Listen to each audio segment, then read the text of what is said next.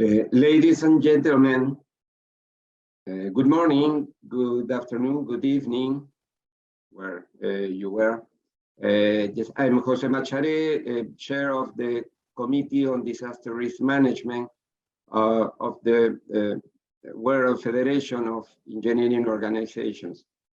It is my great pleasure to give you our warm welcome to this webinar on engineering as a driver for risk-informed development.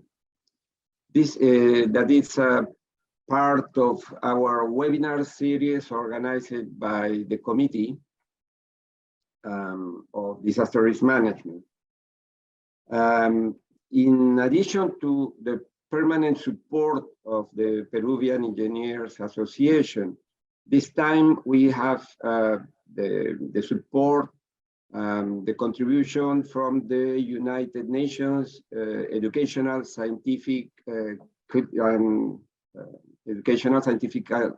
Cultural Organization, we call UNESCO, the United Kingdom Institute of Civil Engineers, and the institution of our outstanding speakers who will be then fully presented in some minutes by the main organizer of this event, and who is our moderator today, Dr. Valentina Putrino.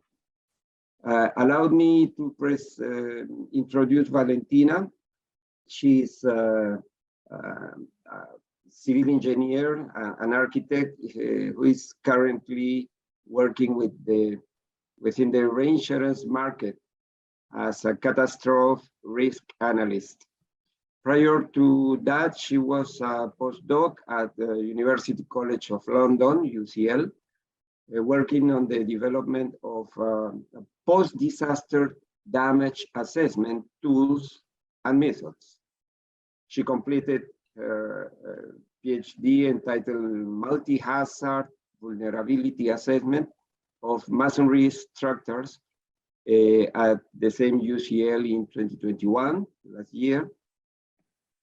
She is currently leading the capacity building task, the working group at the WFEO, CDRM, our committee. She is also the chair of the EEFIT and the liaison member of the SECED from the Institute of Civil Engineers between these two last committees. In the next slide, please. Before starting the event properly, I want to remind you about the publication of this booklet, Engineering Resilience in Disaster Risk Management for Sustainable Development. It was a booklet, 70 pages, that was released in last May of this year. And it is free for download from the site that will appear in the chat box in some minutes. Next slide, please. The book contents include, next please, includes 5 chapters, these ones, that corresponds to 5 important issues on the disaster risk management for resilience. This is the focus of the book. They are all based in real case studies and have some key messages, everyone at the end. And we hope that it will be useful for all engineers and also for officers responsible of risk management. Now I invite Valentina, since now, to handle the meeting. Please, Valentina, the floor is yours. Thank you very much, Professor Jose, for the introduction, and welcome to our speakers, as well as to the attendees that I can see in the list. So I will give some general ideas about the theme of tonight, or according to where we are in the world located, this morning or this afternoon or this evening events, which is engineering driver for the risk-informed development. And I'll also introduce the speakers and their presentations so that we don't, the flow is much faster. So I'd like to start from by saying that throughout history, the world has faced changing threats, risks, and upheavals.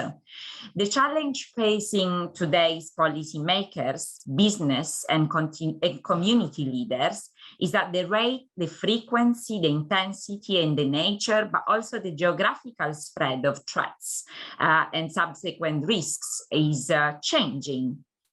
Human systems are also more connected than ever before, with unprecedented impacts upon and interactions with the natural world. So the current approach to global threats and risk management within development often looks only at one threat at a time, rather than acknowledging multiple concurrent threats or emerging global threats. So the growing awareness of these challenges is leading to call by government, the international development community, and donors for an approach to develop that takes account on these complexities of risk. And I would also call back the definition of engineering, because this is what we are. And obviously the key of our role is to have a creative application on scientific principles to design or develop structures, machines, or manufacturing processes of working with them singly and in combination. So I think that our mindset should be more towards having a risk-informed development process, which starts from the critical understanding of how each process is interconnected to one another. And the learning approach should be the key of our new approach to this.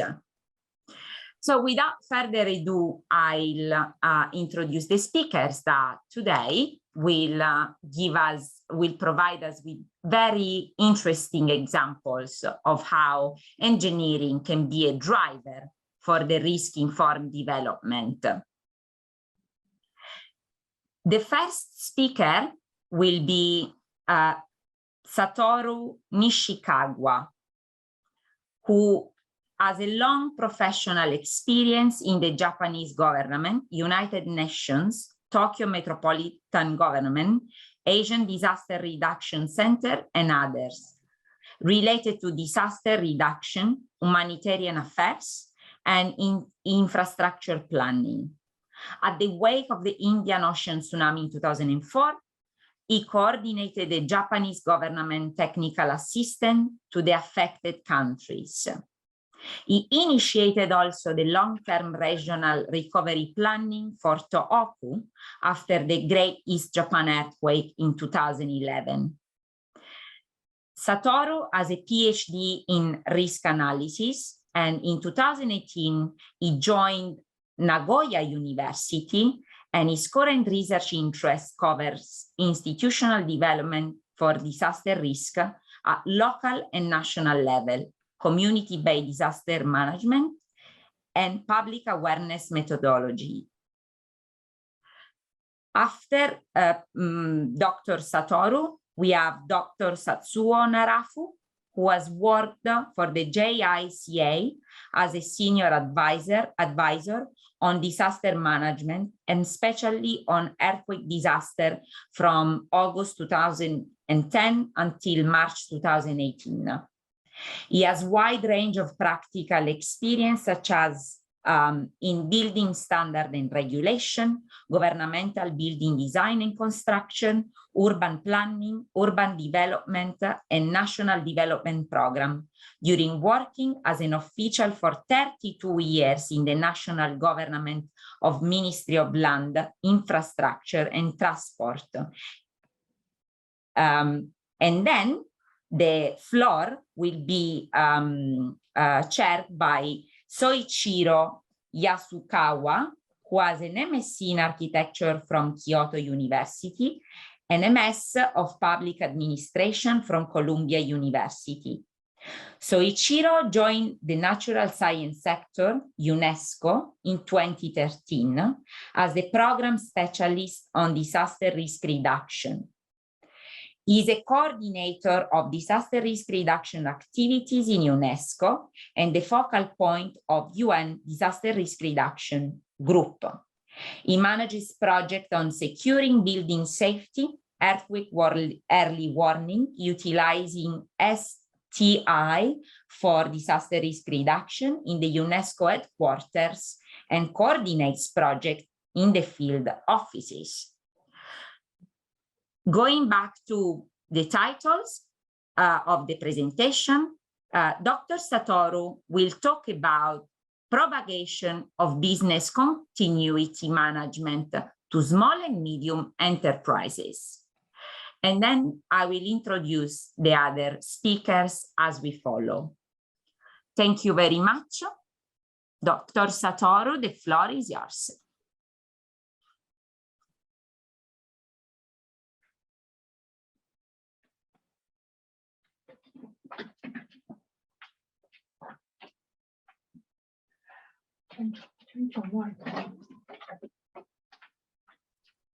Okay, can you see my screen? Okay, good. So let me start. Today, I would like to speak about propagation of business continuity management to small and medium enterprises.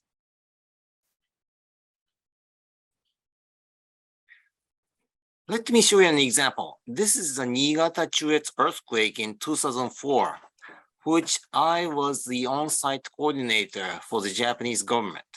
It was the magnitude was 6.8, but the epicenter was very shallow. So the damage was enormous. Especially, it was a combination of landslide disaster and an earthquake disaster. And what happens when a company is hit by a disaster? The customers and bank will come to express sympathies the next day of the disaster and 1 week later. Why 1 week later? That was the question. This is a real story which I heard at the 2004 Niigata-Chuetsu earthquake. The reason the customer is coming is that will this company resume supply of necessary items for me within permissible time frame?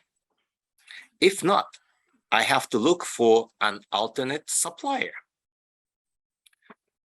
The bank manager will come to give a deep look at the face of the company present to see if he is energetic to resume his business. If not, no lending of recovery funds. This is a reality. The Niigata-Chuetsu earthquake hit on 23 October 2004. Now, October is the rice harvest season in Japan. Of course, rice is consumed as staple food in Japan, but at the same time, they are the ingredients of various rice crackers, rice cakes, especially for the coming of the new year, for the Japanese, it's important to have the festival rice cakes for the New Year. There were two major rice cracker and cake companies in Niigata, the affected area. And these two companies made their best effort to resume operations as soon as possible, despite some damage to their factory. They even hired additional workers to speed up their production. The reason is that they have to defend their shelves in the supermarkets on the 1st of December. On the 1st of December, usually the festival rice cakes will go on display and for sale in the major supermarkets in Japan. If they fail to fill these shelves, they will lose the market. That's the reason. So they have to be in time for supply of their products. There has been long efforts to involve the business sector in Japan for disaster reduction activities.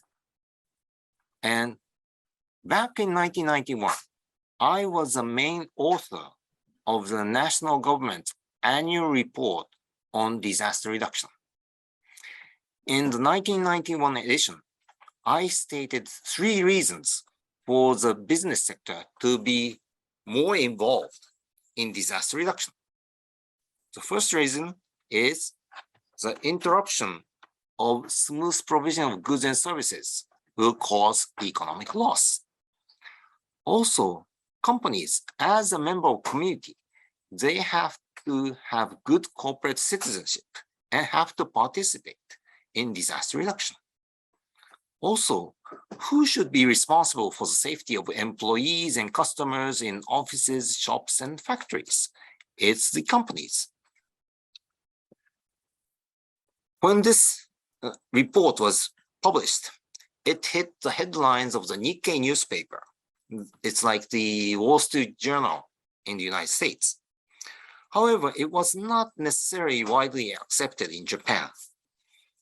But later on, with the experience of various disasters in Japan and abroad, the idea of disaster risk management by the business sector came to be widely accepted in Japan.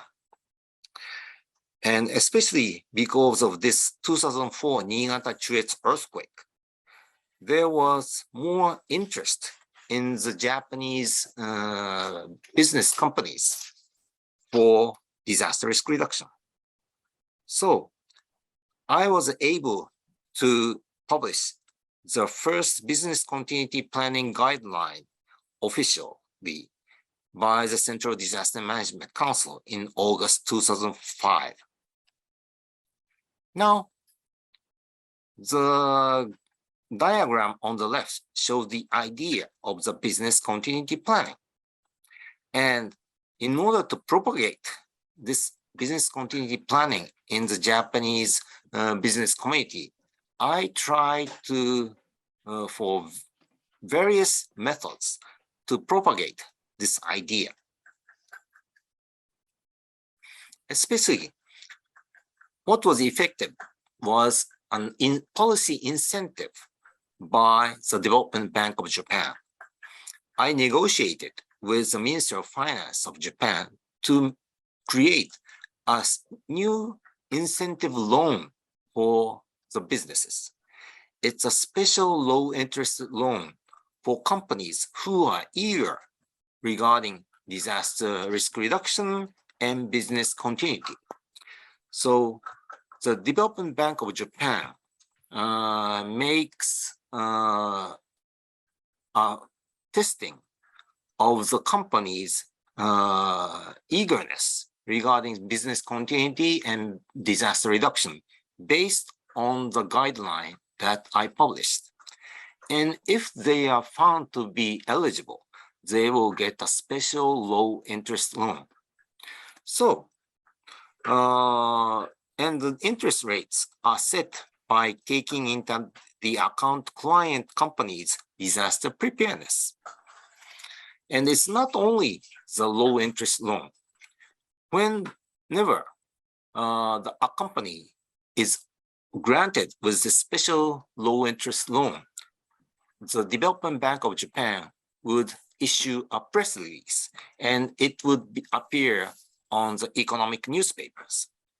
Also, once a year, the Development Bank of Japan buy a full page of the Nikkei newspaper and provides all the logos of the companies who were granted this special business continuity management loan on the page. And this works as a good reputation works, and it's a good incentive for the company. Now, how do these efforts pay? Now, more than 80% of all the large-scale companies in Japan has the BCPs.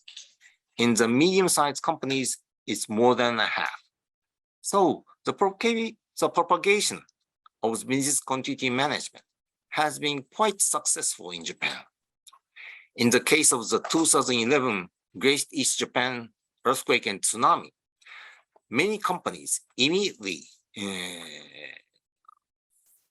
started their continuation operation based on their own BCP. Convenience store chains, because their shops were destroyed by the tsunami in the tsunami affected areas, they immediately mobilized their retail trucks as a mobile shop to the affected area. A medical waste recycling company in Sendai was totally destroyed, their factory. And they were specialized in treating medical wastes. But 2 days after the tsunami, this company collected medical waste from the Sendai companies and handed it to their similar company in Yamagata based on a pre-arrangement treaty that if one of their company would be affected by a disaster, the other will help. So the Sendai hospitals were able to ask this company to treat the medical waste as usual. It was a very good success. Also, there has been similar schemes by local credit unions in Tokyo to encourage small and medium enterprises to have investment for retrofitting of their small shops, factories, and warehouses. Now, the challenge is how is business continuity management accepted by very small and medium enterprises? The large scale and medium scale companies, they have a good coverage with the business continuity planning.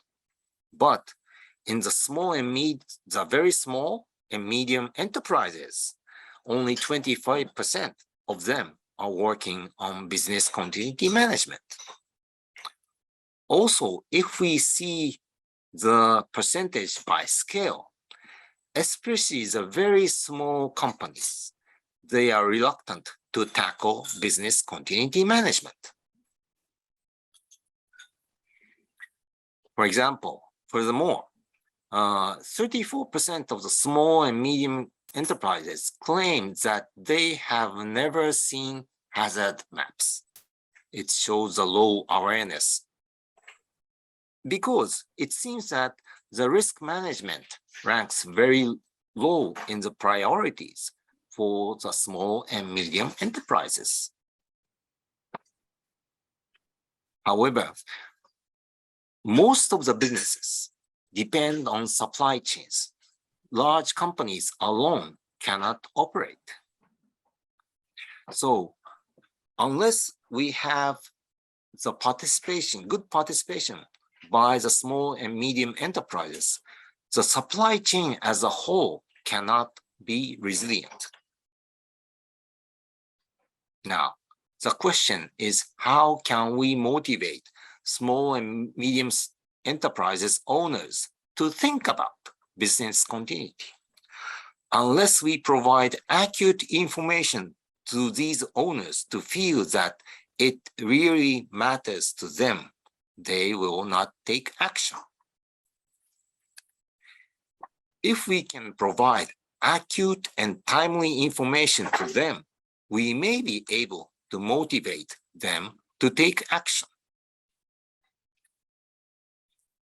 Last year, I organized a series of programs towards small and medium enterprise owners through their unions and junior chambers of commerce by showing risk maps and asking what scale and type of information would be most appropriate for them to take action. This is a map showing the estimated seismic intensity by future possible Nankai Trough ocean tectonic earthquake. And this map shows the possible scale of seismic intensity in each locations. This is a map of showing all the active faults covering the Nagoya and Osaka metropolitan areas.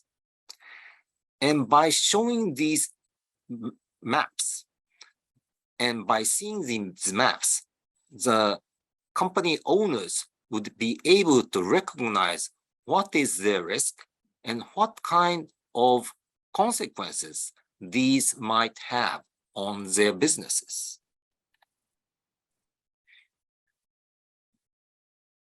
The map on the left is an example of an active fault in Osaka rupture. And Nagoya companies will not be directly damaged, but if they have their supplier or customer in Osaka, that would have direct influence on their business. The map on the right is a rupture of a Nagoya active fault near Nagoya. Nagoya companies will be directly damaged. And by showing these examples of fault ruptures, now the owners would think it's serious. I have organized various opportunities to access the young SME owners through the junior chambers of commerce in Nagoya. Because of the COVID, many of these interactions were done through the online seminars or online dialogues. I tried to convince the owners that making business continuity plan is not the purpose. Disasters do not happen as anticipated. If an event happens as anticipated, it will not likely turn into a disaster, since there will be preparedness for such. Business continuity is planned so that the senior management of the company does not fall into panic when one or more of the important management resources for the company, they are manpower, things, cash, and information, are suddenly lost. The purpose of business continuity planning is to make the basis for realistic exercises to be practiced by relevant personnel in the company and makes them prepared. In 2005, the UN World Conference on Disaster Reduction adopted the Hyogo Framework for Action. In 2015, the United Nations World Conference on Disaster Risk Reduction adopted the Sendai Framework for Disaster Risk Reduction. Now, in 10 years, what is the progress? The Hyogo Framework for Action focused on saving lives, especially because it was only 3 weeks after the Indian Ocean tsunami. In the Sendai Framework, it added saving lives. So I always said that it's not enough just to save lives. We have to save lives and livelihoods. Also, we need engines, fuels, and meters to drive the Sendai framework forward. Engines means a national mechanism, fuels as a finance and budget for disaster risk reduction, and meters are the statistics and measurements of disasters, and to drive the bus with all the stakeholders on board. Now, there's a famous proverb by a Japanese physics scientist, Dr. Torahiko Terada, who investigated the damage by the 1923 Great Kanto earthquake. He said, natural disasters will hit us by the time people have forgotten about it. The challenge is how to foster and inherit the culture of prevention. So thank you very much for your attention.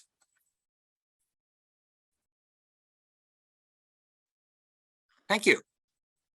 Thank you very much, Satoru. Super interesting presentation. I'm sure there will be lots of questions. I do have some in case, just in case. And we now, I have now the pleasure to introduce Tatsuo Narafu with a presentation entitled Strategies to Reduce Earthquake Damage in Developing Countries. Dr. Tatsuo, the floor is yours. We can't hear you at the moment. I think you need to just unmute yourself.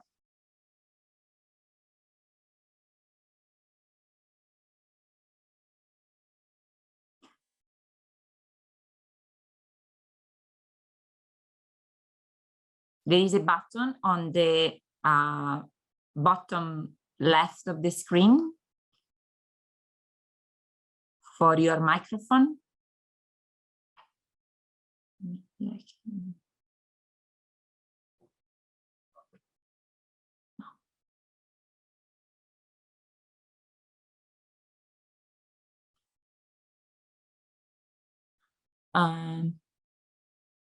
Okay. Perfect. Okay. Nice. Yeah.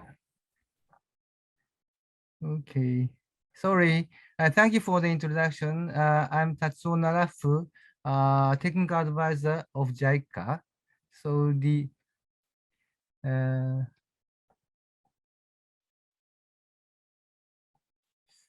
sorry. Let me talk on the title, Strategies to Reduce Earthquake Damage in Developing Countries. So these are the overview of the contents. The first topic, reality of damage in developing countries and the major causes. In this part, I'd like to explain the fact that the damage in developing countries are far more serious than in developed countries, is explained, as well as some of the major causes of the fact. And then I would like to explain about the typical damage in developing countries. Those are structural members, which the failure of which leads total collapse of buildings. And then non-structural members, which are often damaged by moderate shaking motions. And the last one, global keen issue of non-engineered construction, which is the major cause of the human casualties. And the third topic, strategies to reduce the damage. Since the damage and causes are different from current situation of developed countries, specific strategies for developing countries are required.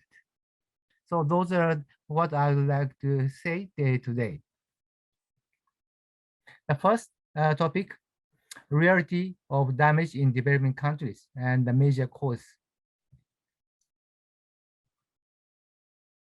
And in developing countries, not so strong shaking motion causes serious damage.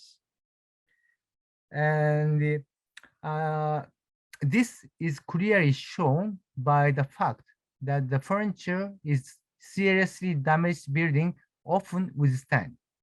So in other words, shaking motions were not strong enough to make furniture tumble.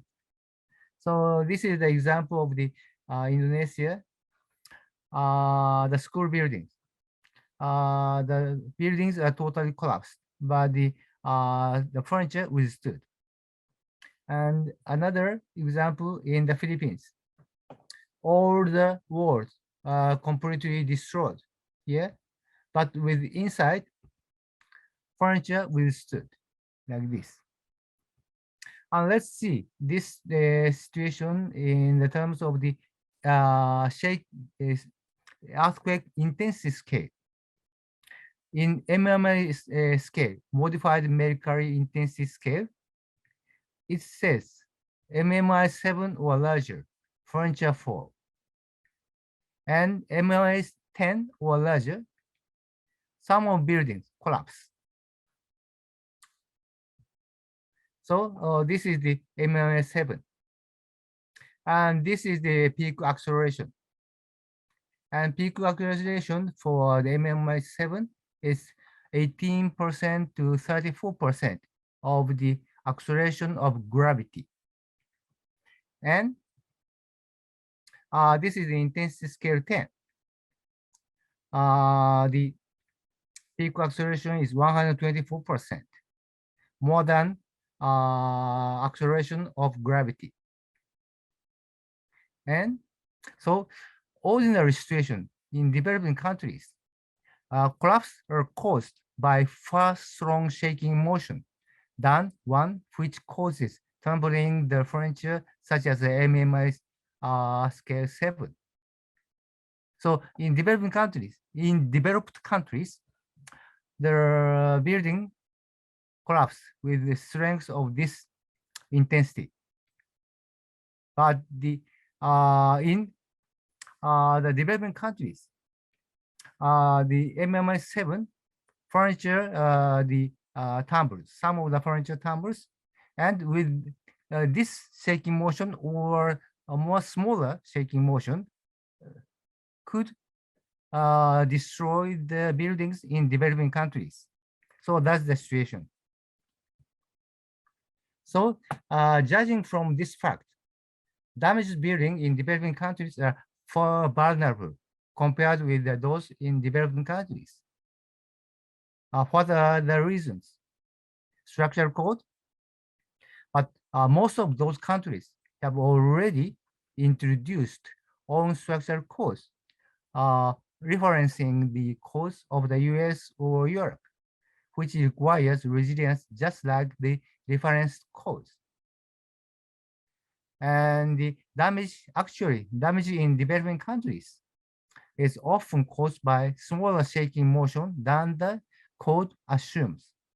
So all the structural code assumes the certain level of the shaking motion, but actually most of the buildings in developing countries are collapsed with the smaller shaking motion. And this implies that in many developing countries, the codes are not fully complied with. And then move to the next one, the technical damage in developing countries. First, I'd like to talk about structural members. These are the example of the recent disasters, building collapse in Turkey and Bangladesh. This is the case of the Turkey caused by Turkey offshore earthquake 2020. And this is another example in Bangladesh. This is a building collapse without impact in 2013. As you see, both of the cases, failure occurs the joint or the joint of the structure, like here. And this is also more clearly you see. Failure occurs joint, not the column itself.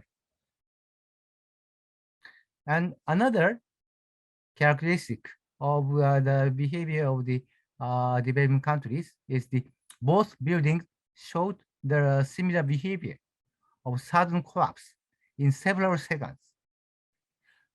This is the case of the Turkey earthquake. This is the starting of the collapse of the buildings. And 2 seconds later, 4 seconds later, and 9 seconds later, the complete the collapse occurs just in 9 seconds or 10 seconds. So this type of the behavior is strictly prohibited by most of the structural code in the world because it gives no time for people to escape and cause many casualties.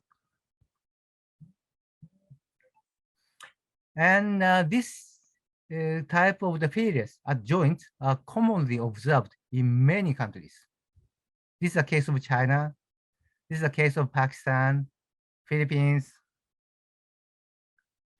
And the, most of the structural code allows failures when very strong impact hit the building, such as the strong earthquake. And for the situation, the least serious failure is the failure at the beams, which allow the structure to keep standing. So if failure occurs at column or joint, it would lead the structure to collapse. So this is the case. So the black dot shows the failure. So if the failure occurs just in beam, the total structure could continue to withstand. But if the failure occurs in column like this, it will invite the total collapse of the building. So all the cause requires to the collapse in this way. So this is the example in the Japan. This is also preferable type of the failure, shear failures. But in this case, there's no injury, no injured person, because people inside could could escape to a safer place in this building. So it takes several minutes to become this situation. Several minutes, not seconds. So people can escape. So this is the detail of the situation. And then I'd like to talk about non-structural members. In buildings, those columns and beams are called or categorized into structural members.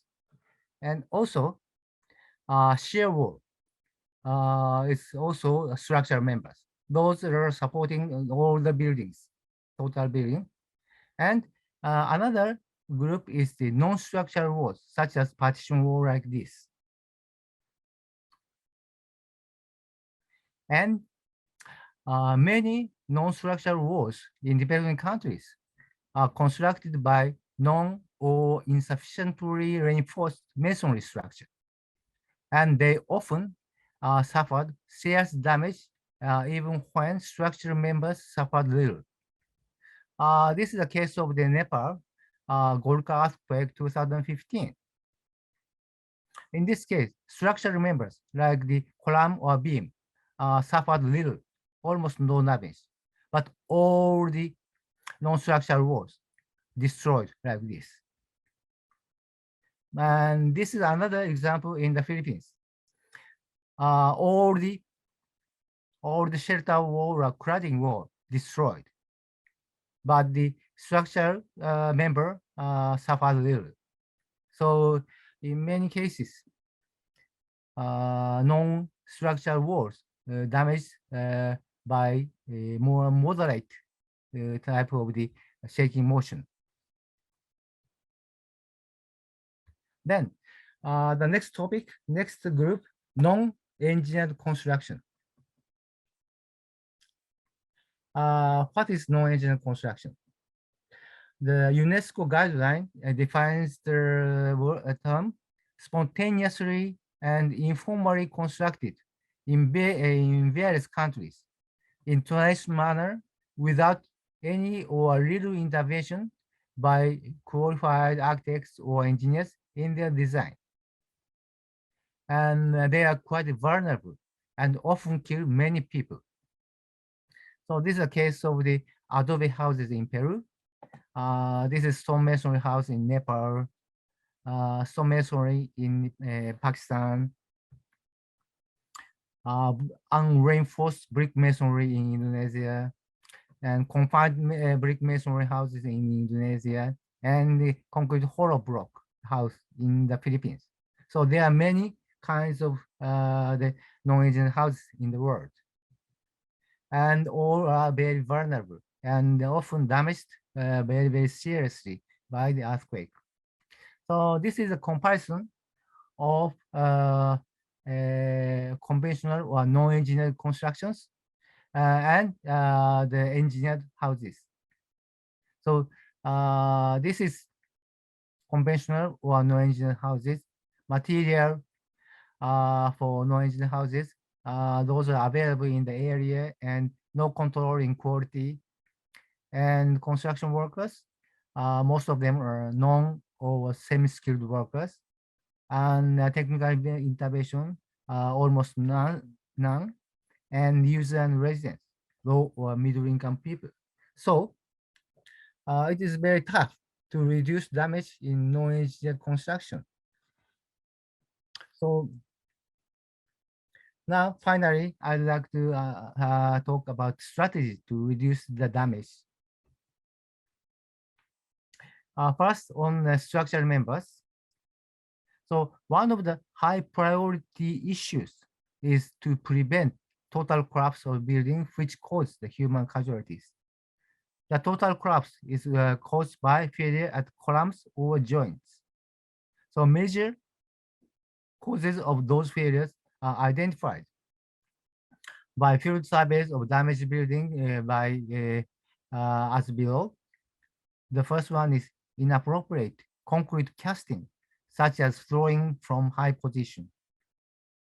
And the next one, insufficient concrete compaction, improper setting of the longitudinal river and overlap splice, absence of the hoops at the joint.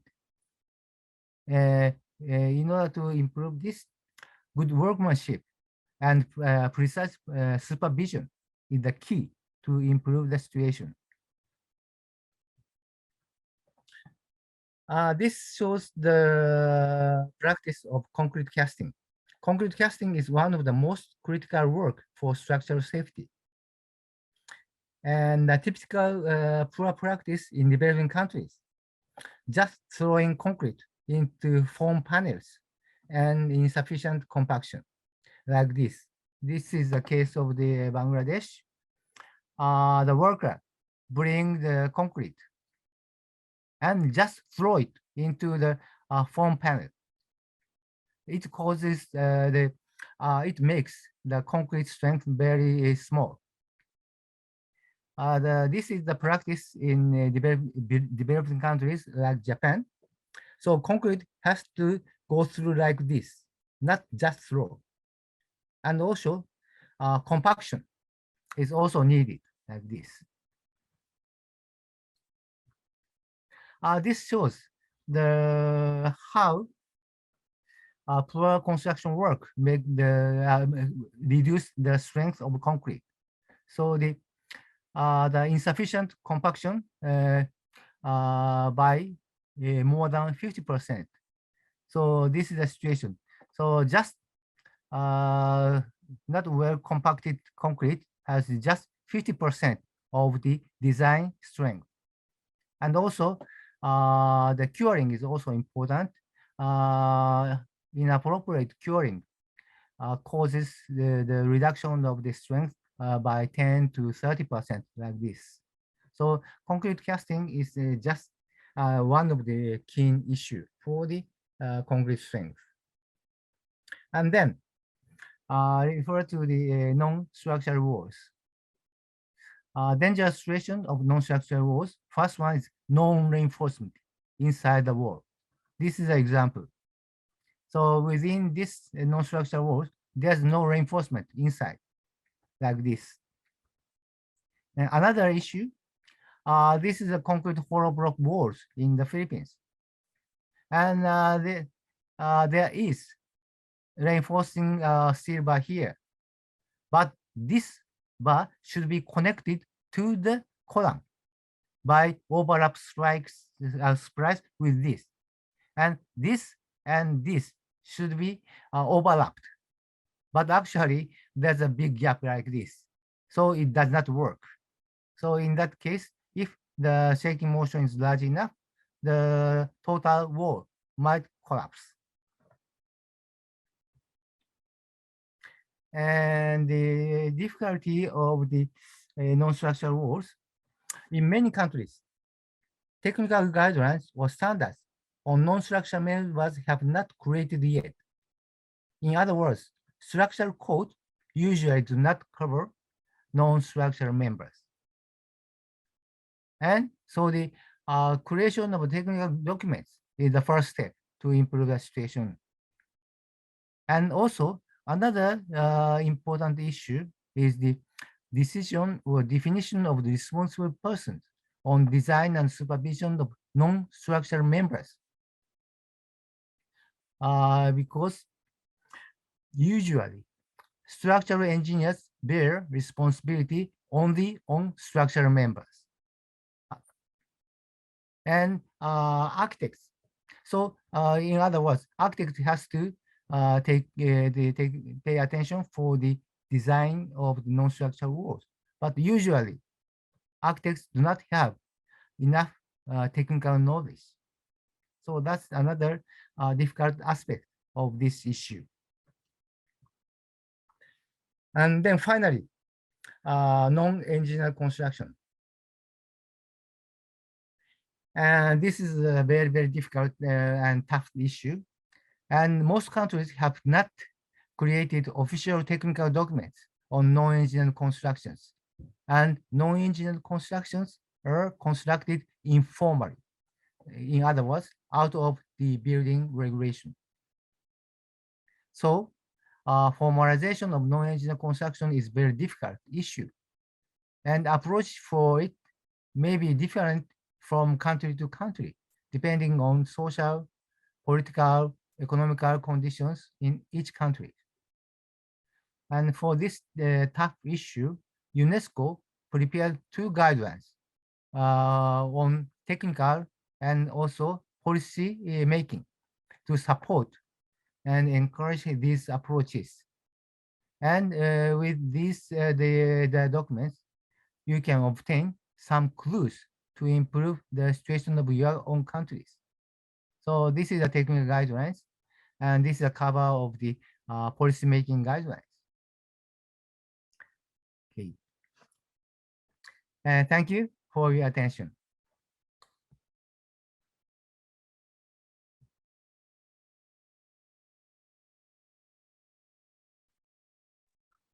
Thank you very much for your very interesting presentation. I also would like to use this window of opportunity to greet the participants who have joined from India, Japan, Taiwan, Bolivia, Spain, Brazil, and Peru. And apologies if I'm missing any country. So thanks for joining. And now I leave the floor to Dr. Soichiro that can moderate the questions and the question and answer session. Yeah, thank you very much, Valentina, and also thank you very much, Dr. Nishikawa and Dr. Narafu. First of all, I need to be honest that I'm not a doctor. I only have a master, but I wish I could have a doctor, but no, it's big issues. So yes, so I would like to do the round table and also question and answer sessions. But before doing this, I would like to share with you why we chose this title, Engineering Driver for the Risk-Informed Development. Because I think many countries as well as UN organizations are struggling to mainstream disaster risk reduction on their policies or narratives in the international areas, international platforms. And if we keep working, if we are using the same words like a disaster risk reduction all the time, sometimes the government or donors or international communities lose interest and forget about disaster risk reduction. So United Nations system try to be strategic how to communicate with international, international organizations, how to keep attentive about disaster risk reductions. Recently, we tried to hook disaster risk reduction with development issues or humanitarian issues or peace building issues. And yeah, based on this, maybe today, I think most of the participants here are working for the countries. So I picked up one of the three development in the titles, so that because it is true that even if the country invests a lot on the development of the country, but if we are not well prepared, or the investment will go in vain. So so this is about the titles of this webinar. And thank you very much again for the panelists and also the participants. So I see I would like to do a question and answer for the two presentations, and I see one question. Maybe this is for both, because by Fernando Rodem. He asked a question about what is their recommendation where there is no insurance systems. Yes, it's true. I think if there is an insurance system, I think the private owners or housing owners could be paid back by the insurance. But if there is no insurance, what would you recommend?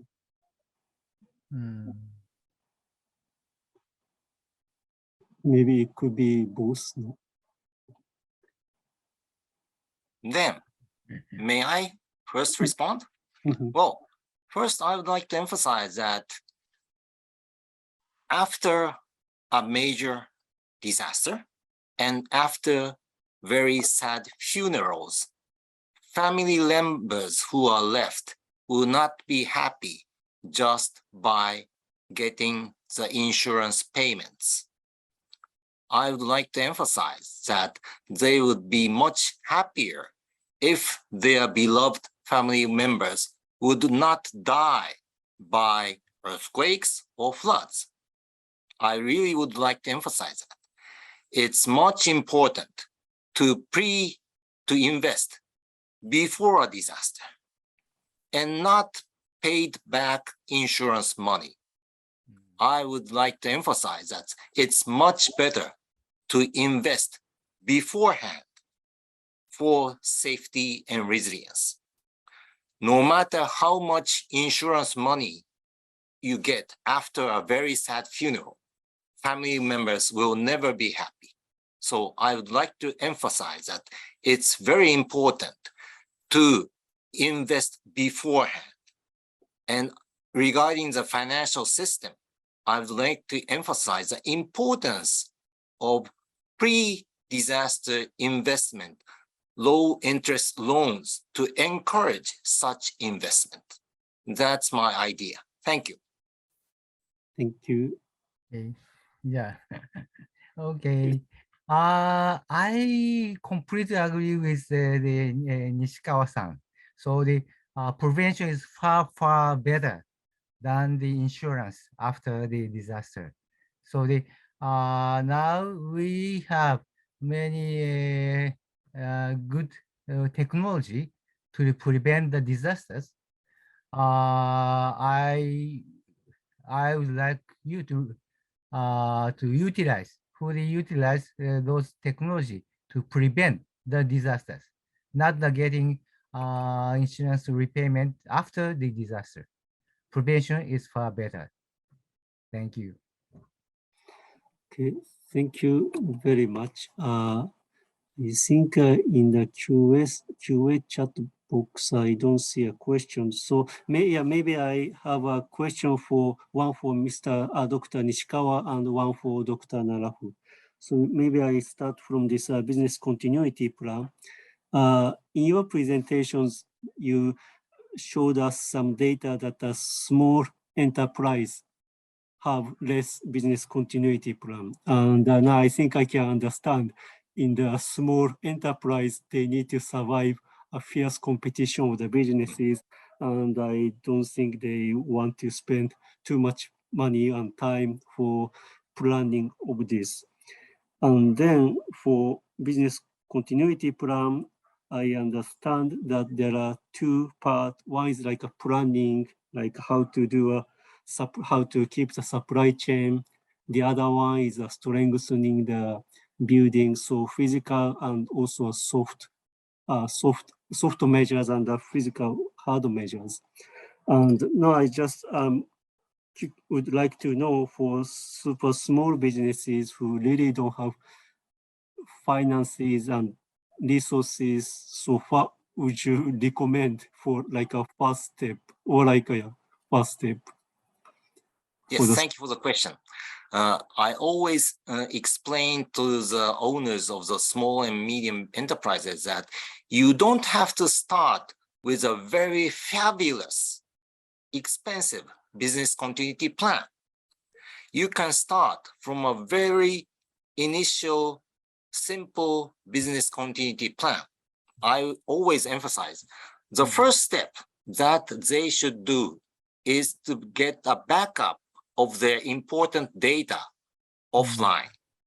They may be hacked. Their servers or computers may be hacked at any moment.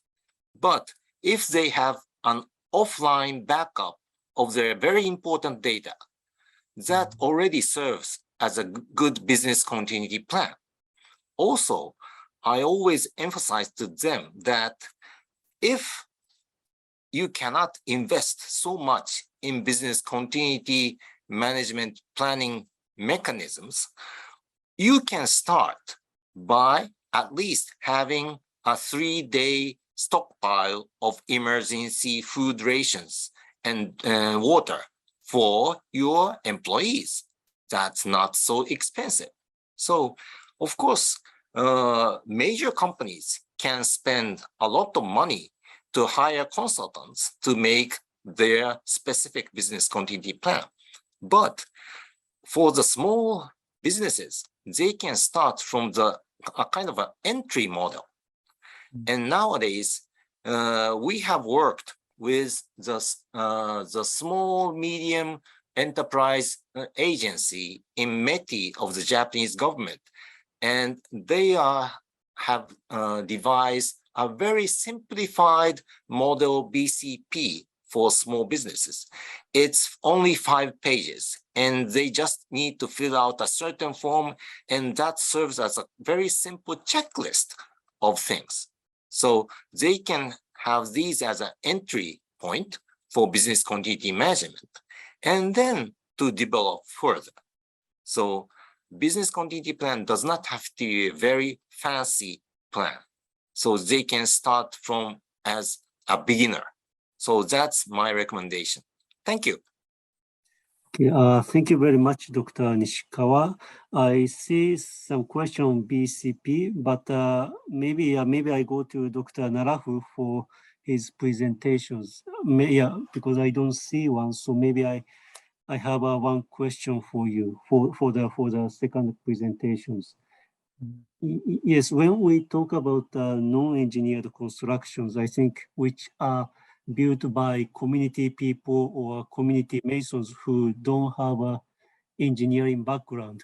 And yes, we have been discussing that we need to capacitate, we need to sensitize the local masons how to build, how to construct safer non-engineered construction. But I wonder how to make it sustainable, because I think many donors do a project to train the masons, But after the project finishes, I think gradually local people go back to the old way of buildings. And maybe in your experience, do you have some lessons learned to make the interventions more sustainable?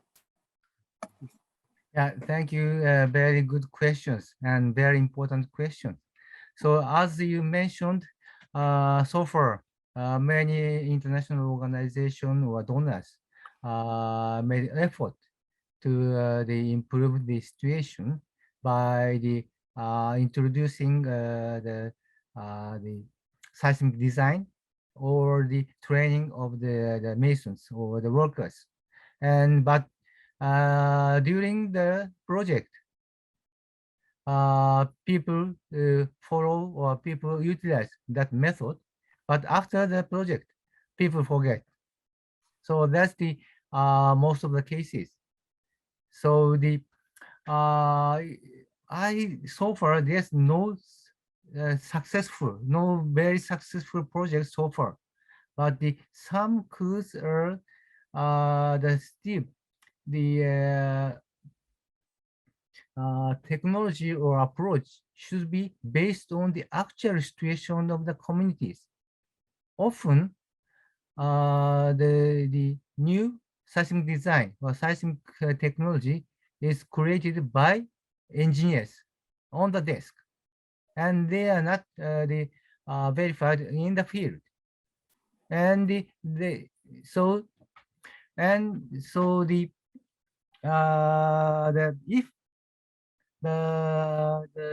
technology is not not so difficult or not is feasible for the user person, they will continue to do it. So that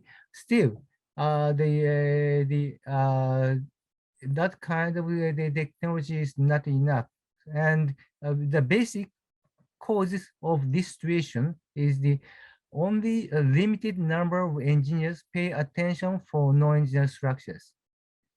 So very little number of the people, engineers, pay attention for this issue, because by this issue, engineer could not get the profit from this work. So the very little number of the engineer pay attention, and it means development of the feasible and the affordable technology is not enough. So at this moment, the most important thing is encourage more engineers to work on this very keen issue, and so that will lead to create more appropriate and feasible technologies, which will be accepted by the community. So I sincerely appreciate the efforts of working for this issue, but still the efforts is not enough, and basically the number of the engineers who are working on this is too limited. Yeah, thank you. Thank you very much, Dr. Narafu, Dr. Nishikawa. I see one question, maybe no, two questions. One of them I'm asking the person to clarify the question, but maybe one of the question is both of you. I think this is about the approach of the disaster risk reduction. I don't know if your approach is a top-down or bottom-up, but I think I see a question about some challenges on the top-down approach on disaster risk reduction. It's a very general questions, but if you have some experience to I think to balance between the top-down or bottom-up approach, maybe you could elaborate on it. Thank you.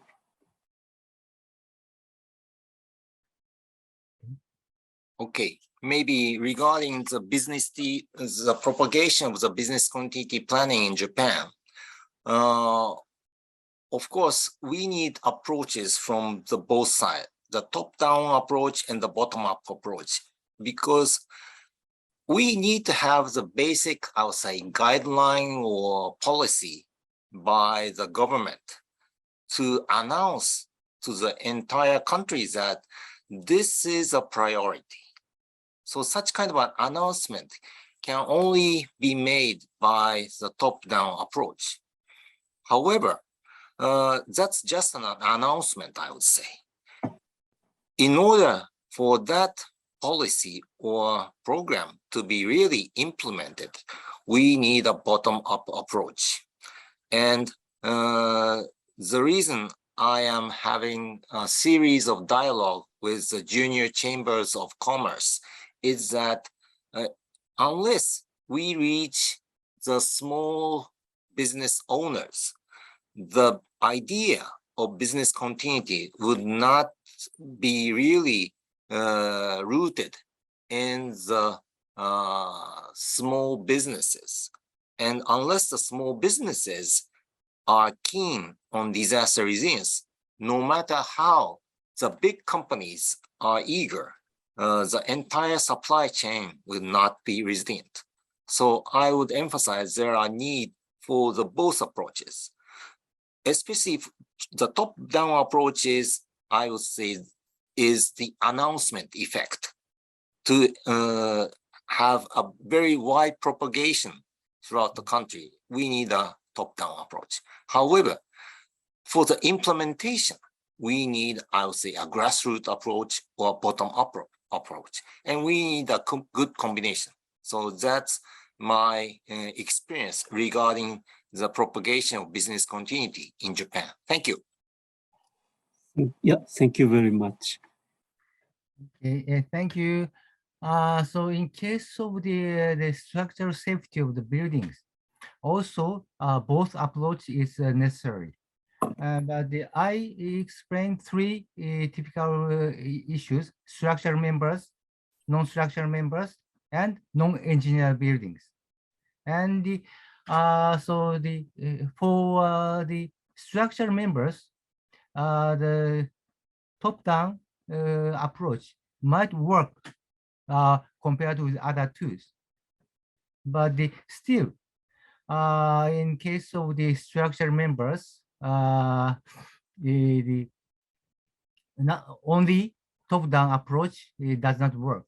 Top-down approach in this case is preparing the technical guidelines and then enforce them by building regulation, such as the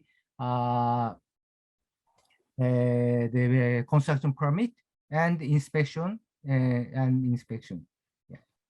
But in many countries, we see, as I explained several examples, enforcement of the technical standard is very tough job, still tough job. So in that case, it shows not only the top-down approach does not work well, we also need to the bottom-up approach.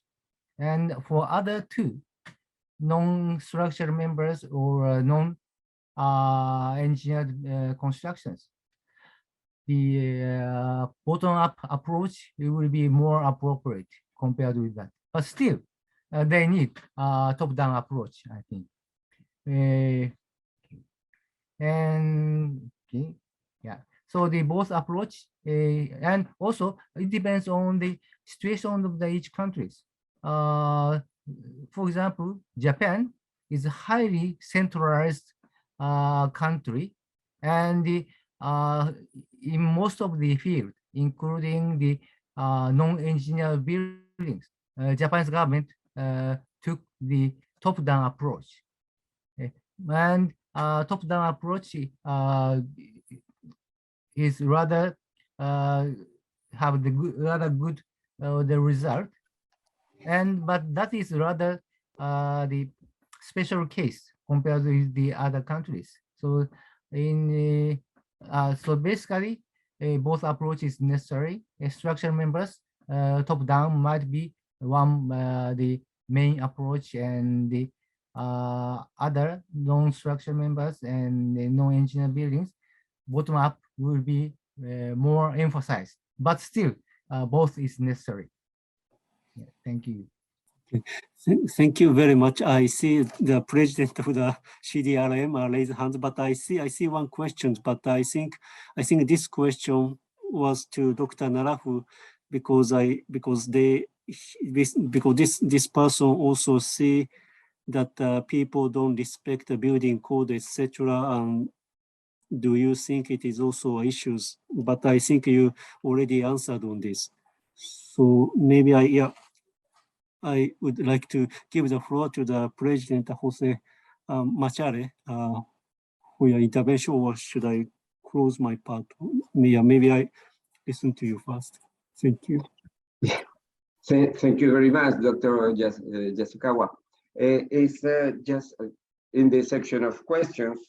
I would like to know if Dr. Nishikawa knows any experience of a kind of association between small and or medium sized enterprises to get business continuity plans, because sometimes for a very small enterprise is difficult, as you explained.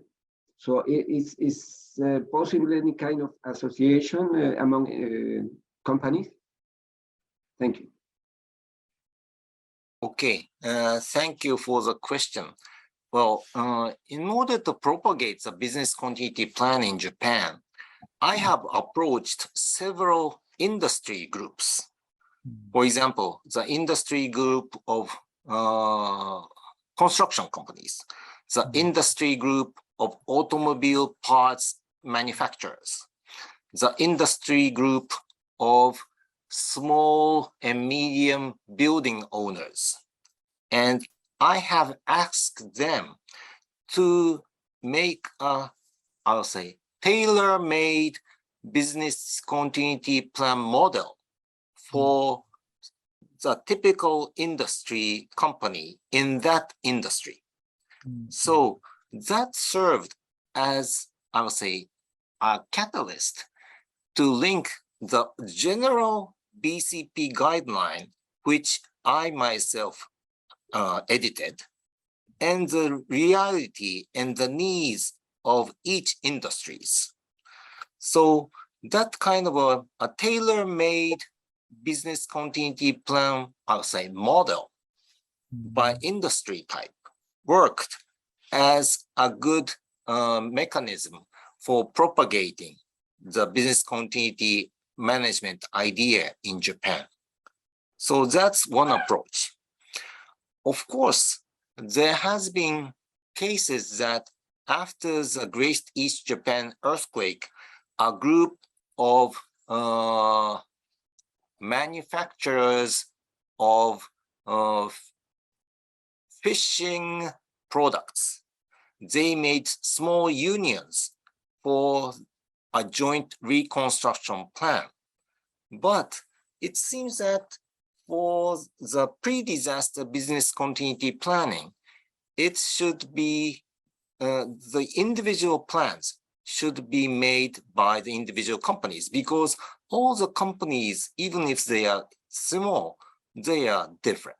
But the making of a, I'll say, industry type model worked as a good catalyst to encourage each type of businesses, because they do not really have to interpret from zero to make their own business plan. They can just, I'll say, fit or modify the model BCP plan for their industry type according to their own company. Thank you. Thank you very much, Dr. Nishikawa. Before handing over to the president of the CDRM WFU, Jose Machare, I would like to summarize the two presentations and the question and answers and the way forward, how engineers can help the risk-informed development. Maybe I come back to the Sendai framework for disaster risk reduction, where there are 4 priority of actions.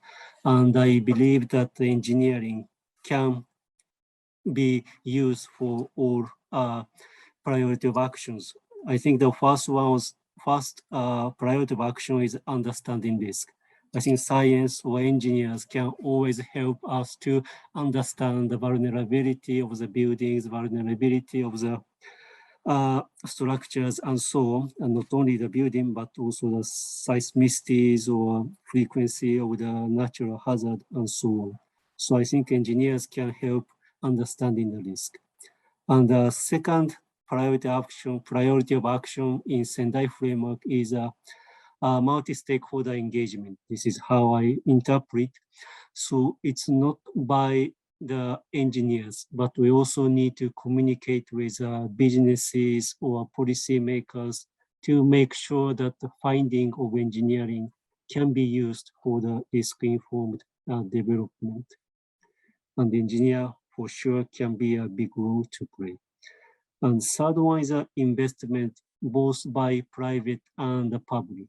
I think people tend to think that DRR, disaster risk reduction, is by the public sector, but no, I think we need to ask, private sectors also need to invest. I think this is the message from the Dr. Nishikawa for the business continuity plan. And the last one of the Sendai framework is build back better. Yes, we need to learn lessons, why this happened, why this damage happened. And I'm sure the engineering can help us to understand what are the root cause of the damage and to make it better for the future. So these are the message I got from the presentation of today. And yes, and also maybe we also need to support the most vulnerable countries like Africa, small islands, or least development countries. And I hope that the engineer can support the vulnerable countries to be a risk-informed development. So this is my messages out of the 2 panels and also the question and answers. Then I would like to bring back to Professor Jose Machales. Thank you very much.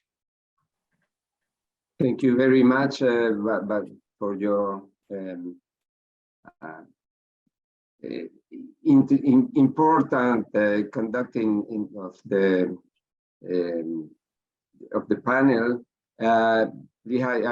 Before going, I would like to give Valentina, please, the organizer of this webinar, to give us your wrap up considerations on the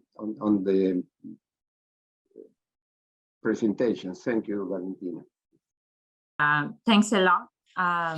Regarding the final key messages that I would like to add, I think, well, the 2 presentations have been extremely comprehensive and also touching upon 2 very different sides of the problem, one probably more societal and one more, let's say, technical and building related aspects. So I think we covered both the main pillars of the main key points of the problem in of itself. So I hope that the attendees have found these 2 presentations very, very interesting. Thanks, Soichiro, for guiding the Q&A session. I can see that there are a lot of questions still outstanding, so maybe we can, if you both agree, we can take those questions offline and maybe continue the conversation, which cannot be exhausted in an hour and a half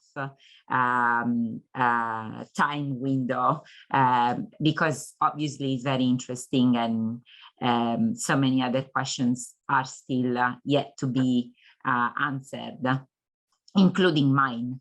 So I will probably send you an email separately with my questions. So if it's not a problem for you both, we would probably invite the attendees to send you an email with their question.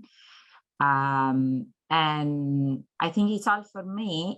Thanks for agreeing to be our speakers. We're very honored, clearly. And that's it. Okay, thank you very much, Valentina. Has been a pleasure. Before leaving, we have had the news from Dr. Naveen Basoya about the engineering, the Indian Engineering Day. So happy Engineering Day for all our colleagues in India. Also, I would like to thank the presence of Dr. Jorge Spitalnik, previous WFEO president, also from all the community of the countries that Valentina mentioned previously,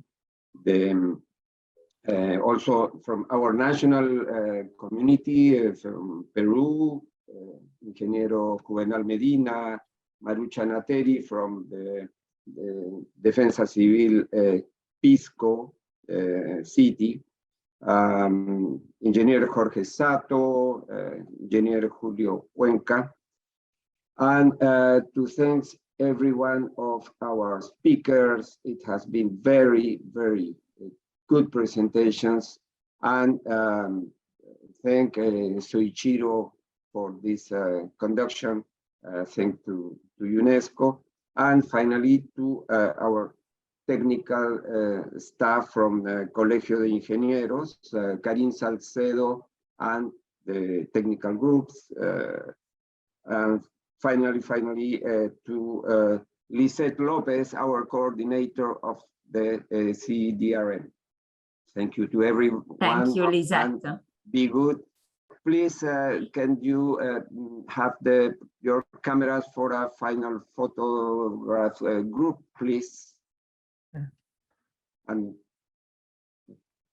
okay. Correcto, vamos a hacer la toma. Please, Karim. Mirando a la cámara, por favor.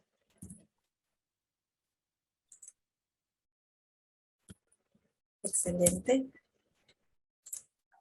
Muchas gracias, doctor Macharé. Nice. Muchas Thanks gracias a a Very lot. much to all of you. Up to the next time. Bye. Thank you. Thank you. Goodbye. Bye-bye. Bye.